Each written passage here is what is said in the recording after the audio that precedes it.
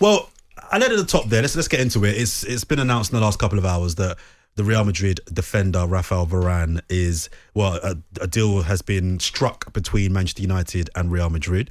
We believe that deal was only a matter of 24, 48 hours away from being done. £43 million looking at here. It's a decent deal, I think, for a top centre back. Sancho was confirmed a few days ago. That was all wrapped up. We knew that was happening anyway. But what I want to talk about today, and I really want to hear from the United fans, give us a call here at talkSPORT 08717 223344. Solskjaer was signed to an extension, or he signed an extension to his contract as United manager. I'm wondering if United fans are confident they're going in the direction which I assume they want to go in, which is winning the Premier League under this manager. I've not been a massive fan of Ole Gunnar Solskjaer, but I think he deserves credit for the job he's done in the last 18 months or so. Do you think these signings are ultimately redundant because the man leading that team isn't good enough? Or do you feel that, you know what, they've got a squad there that compete with Liverpool, Manchester City, Solskjaer's improving, why not? Varane is an excellent signing at centre-half because Man United probably needed 5 players, and I think they needed a centre-half, centre midfield player. I still think they need another centre-forward because Cavani's the only one who really wants to play the centre-forward. Then they need a wide right. Obviously, they got Jadon Sancho, and it's been there's going to be conjecture in the papers that they're going to go for another right-back because they want a more attacking right-back. With Varane, World Cup winner, Champions League winner, his injury record, he's played last 3 seasons over 30 games. He's good technically, he can read the game. His pace is good. There's a lot of people thought he was slow, but I haven't seen that myself. His pace, he's not electric quick, but his pace is good enough. I don't think even if they signed Virgil van Dijk, under Ole Gunnar Solskjaer, they would win the Premier League because I think he's hit his glass ceiling. I agree with you that he's improved them because it was a wretched place to be, wasn't it, under Mourinho? He completely sucked the life and the soul out of Manchester United. He didn't want to be there. He made it. He's kept falling out of everybody.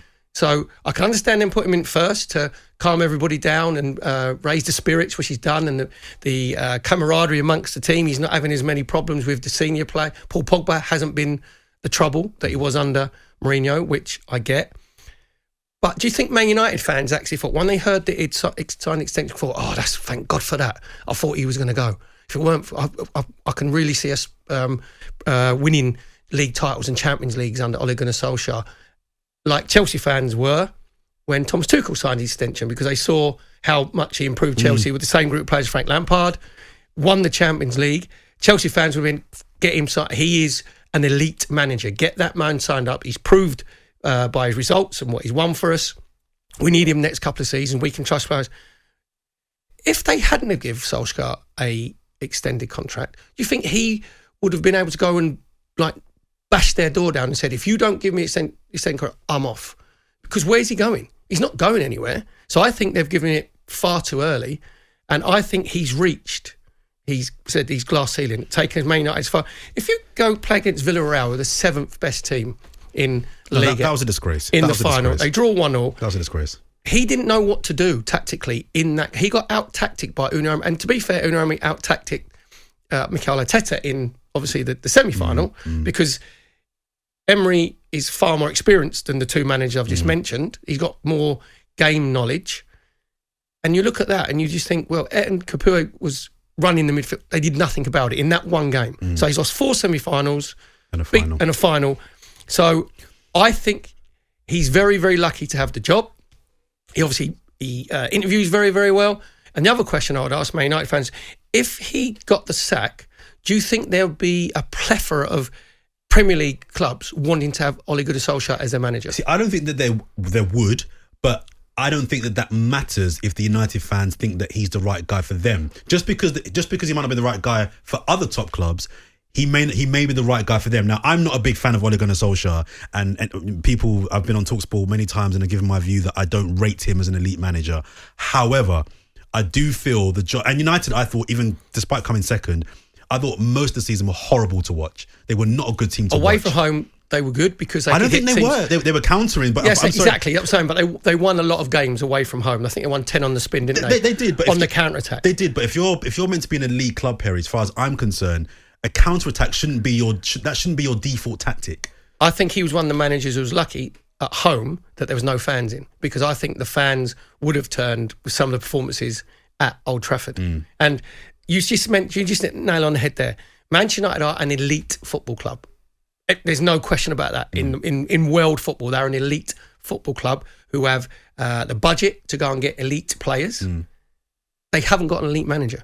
Ole Gunnar Solskjaer wouldn't be in, I don't think the top, I'm being kind here, 15, 20 elite managers in world football. Brendan Rodgers would be above Ole Gunnar Solskjaer. So you're saying under Ole Gunnar Solskjaer, Manchester United are never going to win a Premier League. Chance. Never going to win a Champions League. Absolutely no chance. Happening. It's not happening. And the thing is as well, if they back them with these signings, which they have, like Jadon Sancho, top quality, Varane, top quality, they're going to get players not that are for the future. They're going to get players for now. Why wouldn't you just wait and see what he did with those players until the middle of the season and see how it's going? I don't understand. But the extension of the contract for me is baffling as well. I don't understand it. I don't think they needed to do it. He done a decent job last season. But it's a weird one. The only reason I can maybe offer, and I'm clutching here, as to why they did give him the extension is because are they understanding that maybe they're not the Man United of 10 years ago? They're not the elite club anymore. And therefore, Solskjaer is probably about our level. So, he's doing a good job. Let's reward that. Wow. So I'm clutching. I can't think of any other reason why you give him an extension. We're settling for being the best of the rest, like Arsenal did for a period of time.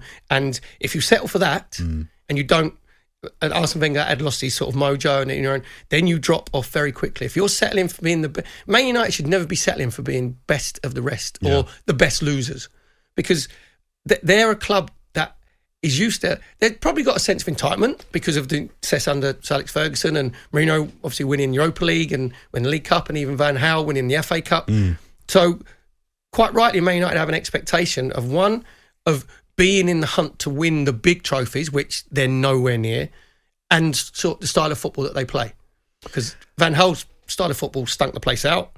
Mourinho, he went again on the counter-attack, which the fans weren't buying into. It wasn't good. So it'll be interesting to see, because I think there's still some Man United fans who think that Solskjaer is their man. I don't see it at all. Well, United fans, I want to hear from you guys. Are you encouraged by the signings of players and the extension? You've locked down your manager, Ole Gunnar Solskjaer. Do you disagree with Perry that you can see a pathway to a Premier League title, if not this year, next year? Or actually, do you think it doesn't matter who you sign player-wise? The man that's leading you is never going to come above both Klopp and Pep Guardiola this season.